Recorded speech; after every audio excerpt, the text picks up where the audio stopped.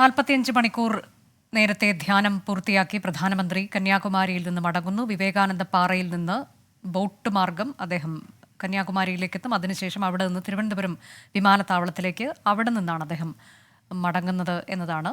അജീഷ് തുടരുന്നുണ്ട്. അജീഷ്, അദ്ദേഹം വാരാണസിയിലേക്കാണോ പോകുന്നത്? ഇന്നിപ്പോൾ അവിടെ തെരഞ്ഞെടുപ്പ് നടക്കുകയാണ് സ്വന്തം മണ്ഡലത്തിൽ.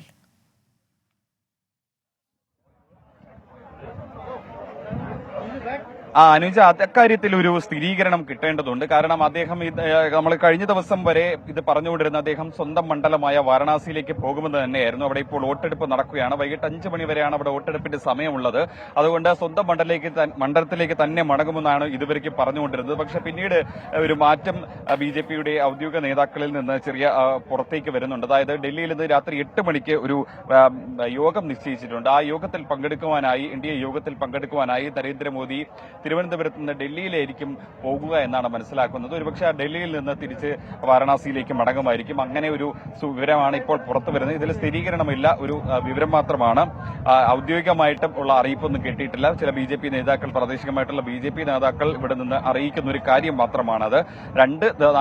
കഴിഞ്ഞ വ്യാഴാഴ്ച രാത്രിയാണ് പ്രധാനമന്ത്രി ഇവിടേക്ക് എത്തുന്നത്. അന്ന് നിശ്ചയിച്ചിരുന്നത് ഇങ്ങനെ ഒരു പ്ലാനായിരുന്നു. SPG അടക്കം ഈ ഒരു പ്ലാനായിരുന്നു അംഗീകരിച്ചിരുന്നത്. വൈകിട്ട് ഏതാണ്ട് 3:35 കന്യാകുമാരിയിൽ നിന്ന് തിരിക്കും, 4:05 തിരുവനന്തപുരത്ത് ഇറങ്ങും. അവിടുന്ന് 5 മിനിറ്റിന് ശേഷം 4:10 ഹെലികോപ്റ്ററിൽ അടുത്ത വിമാനത്തിൽ കയറി പ്രധാനമന്ത്രി പോകും. ഇതായിരുന്നു പ്രധാനമന്ത്രിയുടെ ഒരു പ്ലാന്. പഞ്ചാബിലെ ലുധിയാനയിൽ നിന്ന് വരുന്നതടക്കം ഇങ്ങനെ ഒരു പ്ലാനിലായിരുന്നു. പിന്നീട് ഈ പ്ലാന് തിരുത്തിയോ എന്ന് ഒരു സംശയമുണ്ട്. കാരണം അദ്ദേഹത്തിന്റെ പാർട്ടിയുടെ തന്നെ ഒരു യോഗം പിന്നീട് വിളിച്ചു ചേർത്തിരുന്നു രാത്രി 8 മണിക്ക്. ആ മീറ്റിംഗിൽ പങ്കെടുക്കാനാണ് പ്രധാനമന്ത്രി ഇന്ന് പോകുന്നതെന്നാണ് മനസ്സിലാക്കുന്നത്. എന്തായാലും ഈ തെരഞ്ഞെടുപ്പ് പൊതു തെരഞ്ഞെടുപ്പിന്റെ ഏറ്റവും അവസാന ഘട്ടം പൂർത്തിയാക്കിയ ശേഷമായിരുന്നു പ്രധാനമന്ത്രി ഇങ്ങോട്ട് വന്നത്. അവസാനഘട്ട പ്രചാരണം പഞ്ചാബിലെ ലുധിയാനയിലായിരുന്നു നടത്തിയത്. അതിനുശേഷം നിശബ്ദ പ്രചരണമായിരുന്നു.